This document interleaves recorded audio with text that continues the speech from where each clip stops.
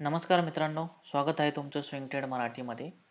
आज आपण आपल्या एका नवीन व्हिडिओमधून FMCG सेक्टरमधला जो ब्लू चिप स्टॉक आहे म्हणजेच ITC लिमिटेड ह्या कंपनीबद्दल किंवा या स्टॉकबद्दल आपण आज डिस्कस करणार आहोत. पूर्णपणे एंड टू एंड ॲनालिसिस करणार आहोत.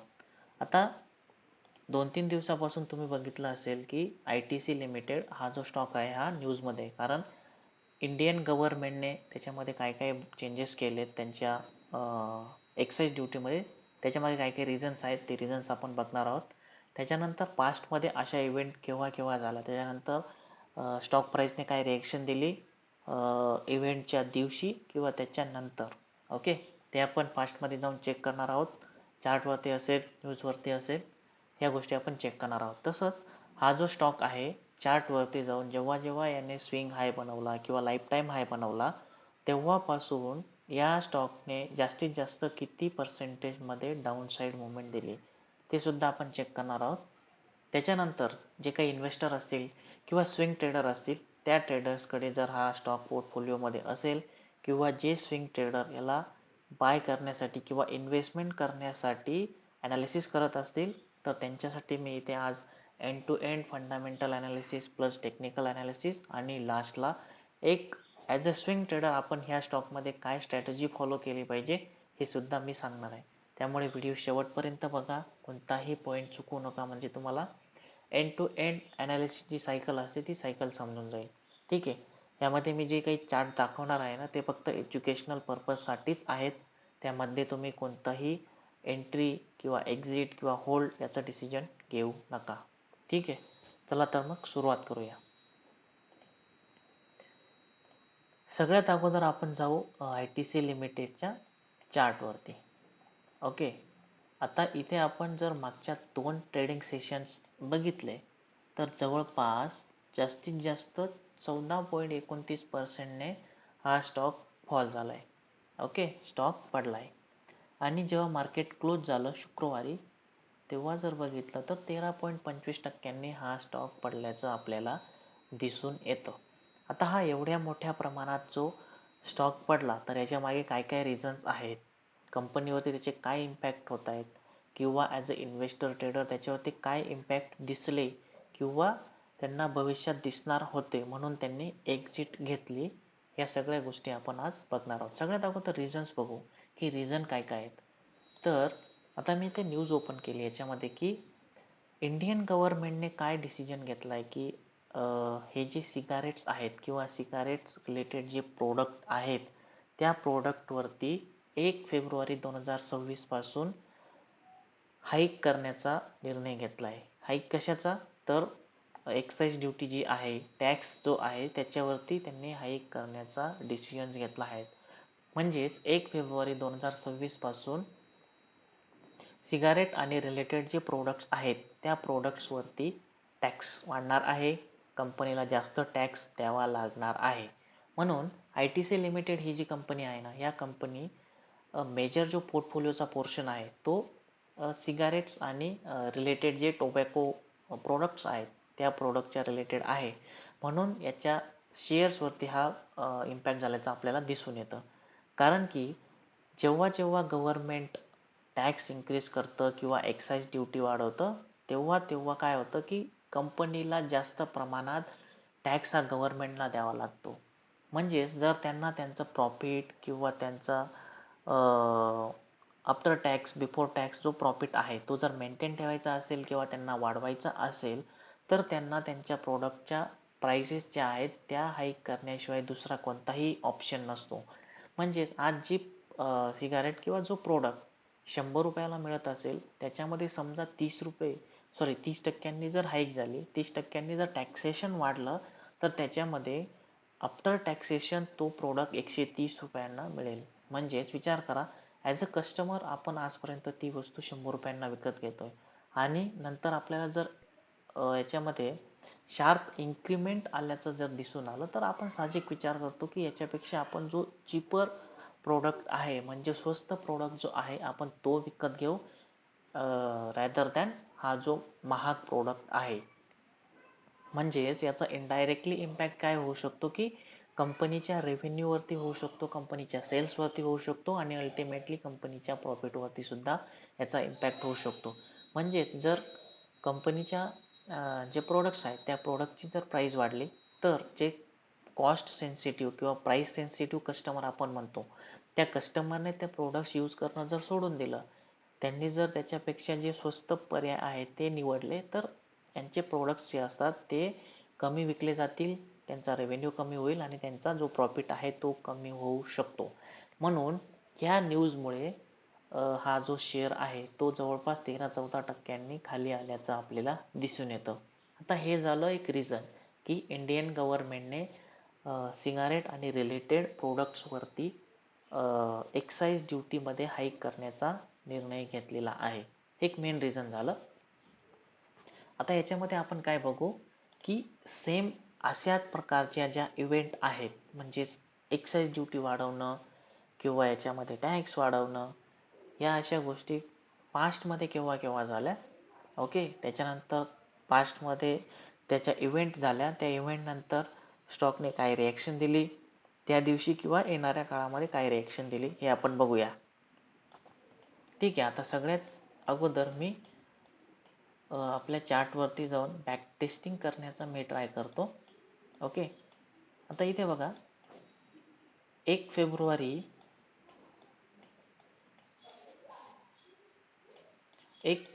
2020 ला, म्हणजे कोरोनाचा फॉल येण्याच्या अगोदर सुद्धा 1 फेब्रुवारी 2020 ला हा स्टॉक 6.87% ने आणि त्याच्या दुसऱ्या दिवशी 3 फेब्रुवारी 5.21%, म्हणजे जवळपास इथे सुद्धा 13 ते 14% हा स्टॉक 2 दिवसात पडल्याचं आपल्याला दिसून येतं. तर ह्या दिवशी काय न्यूज होती हे आपण बघूया. 1 फेब्रुवारी 2020, आता मी इथे गुगलला ओपन करून ठेवलेलं आहे, यामध्ये तुम्ही बघू शकतात की 1 फेब्रुवारी 2020 ITC न्यूज. यामध्ये बघा, On February 1, 2022, shares of ITC Limited experienced a significant fall, hitting 52-week low on the BSE. This drop was primarily due to the Indian government announcement of an increase in the National Calamity Contingent Duty on cigarettes. म्हणजे NCCD हा एक part असतो, म्हणजे जे काही cigarette आणि related जे product आहेत त्याच्यावरती हा एक्साईज ड्युटी आपण म्हणू शकतो किंवा एक टॅक्स म्हणू शकतो, तो आकारला जातो, जो की इंडियामध्ये ज्या ज्या ठिकाणी डिझास्टर होतात, म्हणजे भूकंप असेल, सुनामी असेल किंवा चक्रीवादळ असेल, तिथे जे काही नुकसान होतं ते नुकसान भरपाई करण्यासाठी जो फंड सरकार गोळा करत असतो त्याला म्हणतात NCCD, national calamity contingent duty. Okay, तर हे जी काही टोबॅको रिलेटेड प्रोडक्ट्स आहेत त्या प्रोडक्ट्सवरती ही जी ड्युटी असते ही ड्युटी आकारली जाते. आता याच्यामध्ये इन्क्रीज करण्याचा जो निर्णय होता, याच्यामध्ये हाईक करण्याचा जो निर्णय होता तो 1 फेब्रुवारी 2020 रोजी झाला होता. त्यामुळे ITCच्या शेअरमध्ये या 2 ट्रेडिंग सेशन्समध्ये इथं फॉल झाल्याचं आपल्याला दिसून येतं. त्याच्यानंतर काय झालं, कोरोनाचा फॉल आला. ओके, थोड्या दिवस फॉल आल्यानंतर इथे हा स्टॉक साईडवेज होता. त्याच्यानंतर साईडवेज झाल्यानंतर या स्टॉकने परत एकदा फ्रेश रॅली दिल्याचं आपल्याला दिसून येतं. म्हणजे ही काही जी फ्रेश रॅली आहे या साईडवेज नंतर इथं आपल्याला ती फ्रेश रॅली आल्याचं दिसून येतं. हा एक फर्स्ट इव्हेंट. आता ह्याच्यानंतर बघा 17 जुलै 2017. ओके, आता इथे बघा 18 जुलै 2017, इथे सुद्धा 2 दिवसामध्ये किती पर्सेंटमध्ये याच्यामध्ये फॉल आला होता, जवळपास 16%. आता इथे काय झालं होतं, ITC share price plunge 15%, investor lost nearly Rs 60,000 crore. ITC share from which reduce its market. आता याच्यामध्ये रिझन बघू आपण. Cigarette maker ITC share price plunged as much as 15% on Tuesday. Okay, after the GST Council increased compensation cess on cigarettes. म्हणजे GST काउन्सिलने CESS हा जो tax आहे हा tax increase करण्याचा निर्णय घेतला होता, डिसिजन घेतला होता. त्यामुळे इथं हा स्टॉक डाऊन झाल्याचं आपल्याला बघायला मिळालं. ओके, त्याच्यानंतर 7 डिसेंबर 2017 रोजी सुद्धा हा जो स्टॉक आहे हा 6 ते 7% खाली पडला होता. आता 7 डिसेंबर इथे बघा, 7 डिसेंबर 2015 आता ह्याच्यामध्ये काय आहे की ITC share fall over 6% after panel suggest 14% GST on tobacco product. म्हणजे 40% GST हा टोबॅको प्रोडक्टवर असला पाहिजे असं पॅनलने सजेस्ट केलं होतं गव्हर्नमेंटला. ओके, त्या न्यूजमुळे हा शेअर त्या दिवशी 7 ते 8% डाऊन झाला होता. पण त्याच्यानंतर काय झालं, थोड्या दिवसांसाठी हा इथे साईडवेज राहिला आणि तिथून नंतर त्याने एक फ्रेश रॅली दिली 60%ची. ओके, हा एक इव्हेंट. त्याच्यानंतर 26 फेब्रुवारी 15 किंवा आपण इथे 28 फेब्रुवारी 15 असं बघू.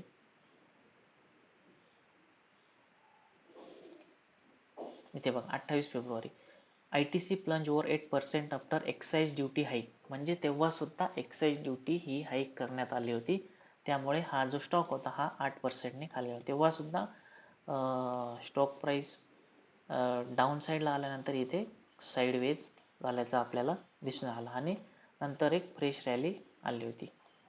ठीक आहे, त्याच्यानंतर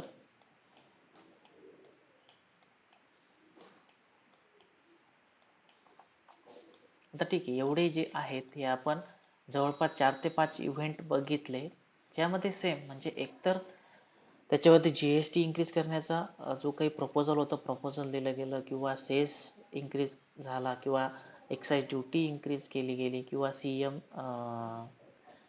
CCMD और CC समथिंग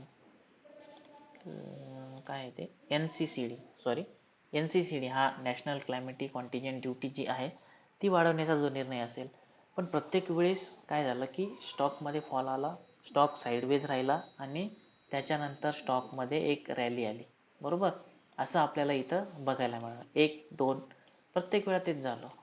म्हणजेच काय असतं की आपण याच्यावरून असं एक कन्क्लुजन काढू शकतो की जे काही टॅक्स हाईक असेल, एक्साइज ड्युटी हाईक असेल, सेस हाईक असेल किंवा GST इन्क्रीमेंट असेल, तर यामुळे काय होतं की एक टेम्पररी हा जो स्टॉक असतो हा स्टॉक फॉल होतो. त्याच्यानंतर काही दिवस तो साईडवेज असतो आणि जेव्हा 6 महिन्यानंतर, 1 वर्षानंतर, 3 ते 4 क्वार्टर नंतर जेव्हा त्यांच्या प्राइस हाईक होतात, त्याच्यानंतर जेव्हा जे कस्टमर असतात ते कस्टमर यूज टू होतात त्या गोष्टींसाठी आणि त्यांचे जेव्हा ज्या प्राइस असतात त्या प्राइस स्टेबल होतात, त्याच्यानंतर परत एकदा त्या स्टॉकमध्ये एक रॅली आल्याचं आपल्याला दिसून येतं. म्हणजेच याला आपण काय म्हणू शकतो की हा एक शॉर्ट टर्म पॅनिक आहे. याच्यामध्ये आता अजून एक गोष्ट आपण बघू शकतो की जेव्हा या स्टॉकने टॉप बनवला होता, इथे टॉप पासून किती पर्सेंटने इथं फॉल झालाय, 29%. आता प्रत्येक वेळा जेव्हा टॉप बनवला तेव्हा इथे बघा, इथे सुद्धा 19%ने फॉल झाल्याचं आपल्याला दिसून येतं. त्याच्यानंतर इथे बघा, इथे सुद्धा जवळपास 21%ने फॉल झाला होता. हे जे छोटे छोटे फॉल्स असतात हे सुद्धा 15, 16, 20, 25% आहेत. हा तर कोरोनाचा फॉल आहे जवळपास 57%. त्याच्या अगोदर सुद्धा इथे एक फॉल आला होता 31%. इथे सुद्धा काय फॉल आला होता 34%. इथे बघा, इथे किती आलाय 24%. त्याच्यानंतर इथे 16%. त्याच्यानंतर जवळपास 15%. त्याच्यानंतर इथे 42%.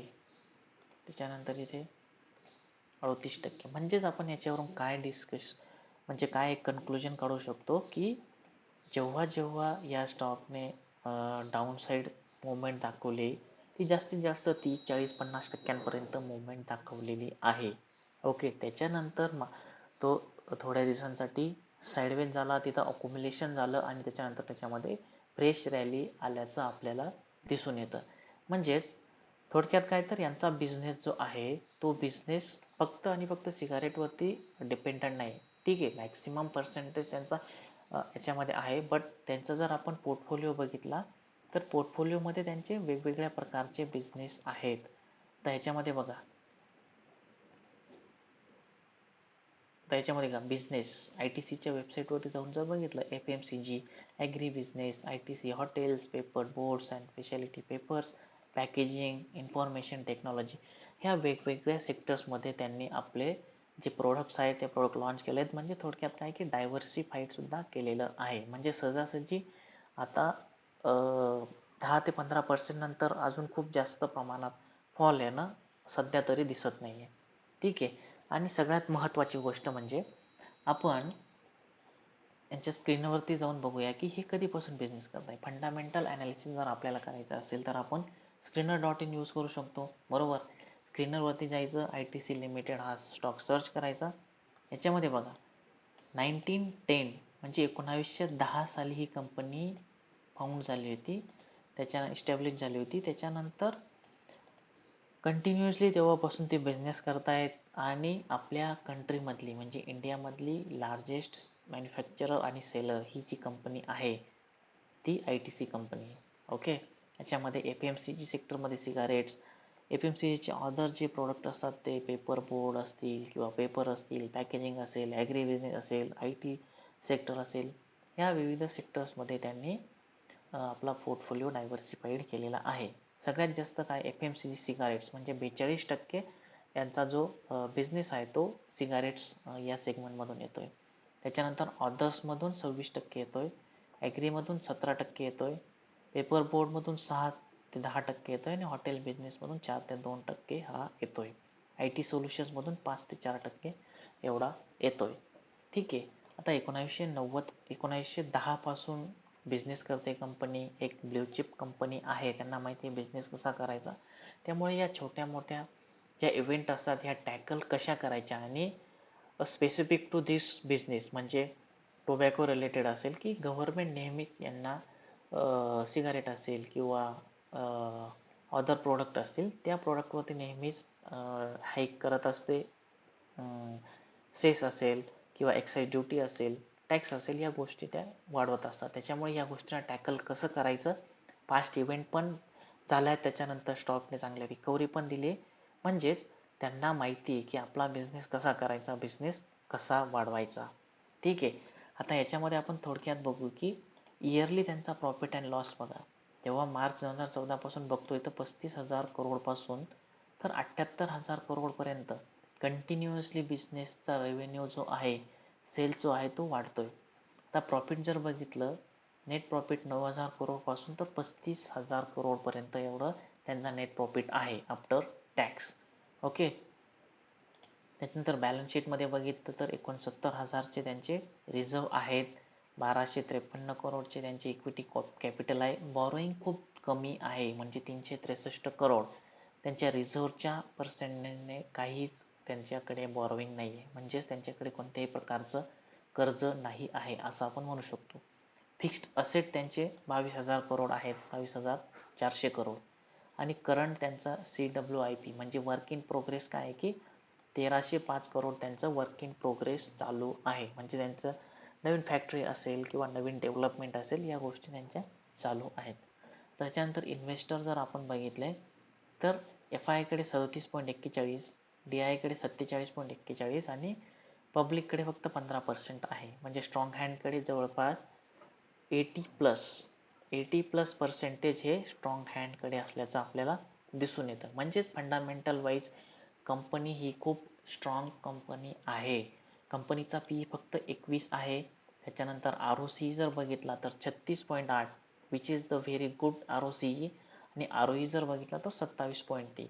आता याच्यामध्ये ROCE जास्त महत्त्वाचा आहे कारण रिटर्न ऑन कॅपिटल एम्प्लॉईड 36% जर ते रिटर्न्स मिळवत असतील त्यांच्या कॅपिटल एम्प्लॉईडवरती तर ते खूप जास्त चांगली गोष्ट आहे. ठीक आहे. तर ह्या गोष्टी आपण चेक करू शकतो ओव्हरऑल फंडामेंटल ॲनालिसिसमध्ये. आता आपण टेक्निकल ॲनालिसिसमध्ये बघूया की सध्या स्टॉक कुठे ट्रेड करतोय. आता आपण वीकली टाइम फ्रेम जर लावली, तर इथे वीकली टाइम फ्रेम जर लावली त्यामध्ये बघूया आपण एक सपोर्ट आणि रेजिस्टन्स शोधण्याचा ट्राय करूया. आता इथे बघा, आता मला करंट प्राइसला एक सपोर्ट असल्याचं इथं दिसून येतंय. म्हणजेच लास्ट टाइमला जेव्हा इथे स्टॉक प्राइस आली होती 2017ला तर इथून रेजिस्टन्स घेतला होता. त्याच्यानंतर 30 जानेवारी 2023ला जेव्हा इथं हा रेजिस्टन्स क्रॉस केला त्याच्यानंतर मार्चमध्ये एकदा याने सपोर्ट घेतला इथे आणि प्राइस वरती गेली. परत आता त्याच सपोर्टवरती प्राइस आलेली आहे. जर इथून परत फर्दर डाऊनसाईड झाली तर नेक्स्ट सपोर्ट मला इथे दिसून येतोय जो की 350च्या आसपास आहे. त्याच्यानंतरचा नेक्स्ट सपोर्ट जो आहे तो 308च्या जवळपास असल्याचा आपल्याला दिसून येतं आणि त्याच्यापेक्षा खाली जाण्याचं चान्सेस मला तर वाटत नाही. ओके, त्याच्यामुळे मॅक्सिमम डाऊनसाईड मला किती दिसते, ती जास्तीत जास्त 38% 40%पर्यंत, म्हणजे करंट मार्केट प्राइसपासून ती अजून 5 ते 10% खाली जाऊ शकते. म्हणजे ती लगेच जाईल की इथे साईडवेज होईल, मग जाईल, नंतर इथे साईडवेज राहील, अशा पद्धतीने जाईल, ते येणारा काळ सांगेल. बरोबर, पण आता सध्याला याच्यापेक्षा जास्त डाऊनसाईड मला तरी ह्या स्टॉकमध्ये दिसत नाही, कारण सध्याची जी प्राइस आहे तिथे एक स्ट्रॉंग सपोर्ट असल्याचं मला दिसतंय. तिथून सुद्धा जी प्राइस आहे ती प्राइस वरती जाऊ शकते, एक याच्यामध्ये बाईंग येऊ शकतो. ठीक आहे, आता हे झालं. आता याच्यामध्ये दुसरा चार्ट पॅटर्न तर अजून काही दिसत नाही, फक्त सपोर्ट आणि रेजिस्टन्सच्या बेसवरती आपण इथे ॲनालाइज करू शकतो. ठीक आहे, आता हे झालं टेक्निकल ॲनालिसिस. आता याच्यामध्ये सगळ्यात महत्त्वाचा पॉईंट म्हणजे मी तुम्हाला जो सांगणार आहे की ॲज अ स्विंग ट्रेडर आपण काय केलं पाहिजे. जर तुम्हाला यामध्ये ॲज अ इन्व्हेस्टमेंट किंवा ॲज अ स्विंग ट्रेड करायचं असेल तर आपण कशा पद्धतीने डिसिजन घेऊ शकतो. अगेन मी हे फक्त तुम्हाला एज्युकेशनल पर्पजसाठीच सांगतो, याच्यामध्ये कोणतंही बाय सेलचं रिकमेंडेशन नाही आहे. ठीक आहे, जर मी स्विंग ट्रेड असतो किंवा मी स्विंग ट्रेडिंग करत असतो तर याच्यामध्ये मी काय केलं असतं की सध्या हा स्टॉक ज्या प्राइसला ट्रेड करतोय तो किती पर्सेंटने डाऊन आहे, 29%. म्हणजे ऑलमोस्ट आपण बॅक टेस्टिंग केली 2007 पर्यंत, तिथे जवळपास 20, 25, 30, 35 म्हणजे ऑन अँड ॲव्हरेज 25 ते 30% शेअर हा डाऊन साईडला आलेला होता. म्हणजेच आपण काय, सगळ्यात पहिली स्टेप की ऑन अँड ॲव्हरेज 30%चा इथं डाऊनफॉल आलेला आपल्याला दिसतोय. ओके, ही झाली पहिली स्टेज. आता याच्यानंतर जेव्हा स्टॉक फर्दर 5% किंवा 10% खाली जाईल तेव्हा माझी दुसरी स्टेज येईल. ओके, तर ह्या दोन स्टेजला आता समजा मी इथे पार्शियली क्वांटिटी बाय करू शकतो, त्याच्यानंतर 10% आली इथे पार्शियली बाय करू शकतो. अशा पद्धतीने मी माझं कॅपिटल याच्यामध्ये डिप्लॉय करू शकतो. किंवा ही एक पद्धत झाली, किंवा आता याच्यामध्ये करंट प्राइसला इथे एक सपोर्ट आहे, त्याच्यानंतर नेक्स्ट सपोर्ट इथं दिसून येतोय आणि थर्ड सपोर्ट इथे दिसून येतोय, म्हणजे इमिडिएट जे सपोर्ट आहेत. तर मी माझं काही कॅपिटल इथे डिप्लॉय करेल, त्याच्यानंतर इथे डिप्लॉय करेल आणि इथे आल्यावर इथे डिप्लॉय करेल. ठीक आहे, अशा पार्ट्समध्ये मी माझं इथे कॅपिटल डिप्लॉय करेल over the period of time, म्हणजे माझी ॲव्हरेजिंग पण होईल आणि बॉटमच्या लेवलला मला जर स्टॉक मिळाला तर जास्त चांगल्या प्रमाणात रिटर्नही मला मिळू शकतील. आणि याच्यामध्ये जेव्हा पण माझं टार्गेट असेल, आता ते टार्गेट डिपेंड करतं तुमच्या स्वतःच्या रिस्क आणि रिवॉर्ड रेशोवरती. जेव्हा 5-10%, 20-25%चं टार्गेट आलं तेव्हा मी याच्यामधून एक्झिटही घेऊ शकतो. अशा पद्धतीने आपण आपले स्विंग ट्रेड जे असतात ते प्लॅन करू शकतो. थोडक्यात काय झालं की ह्या स्टॉकमध्ये हे जे इव्हेंट असतात हे over the period of time येत असतात, ह्याच्यामधून कंपनी ही टॅकल करते आणि याच्यामधून ती थोड्या दिवसांनंतर एक फ्रेश रॅली देत असते. म्हणून आपण थोड्या थोड्या प्रमाणात जर अकोम्युलेशन केलं इन्व्हेस्टमेंटसाठी तर आपल्याला नक्कीच एक लॉंग टर्ममध्ये चांगला फायदा मिळू शकतो. तर आपला आजचा ॲनालिसिस तुम्हाला आवडला असेल तर व्हिडिओला लाईक करा आणि चॅनलला नक्की सबस्क्राईब करा. थँक्यू.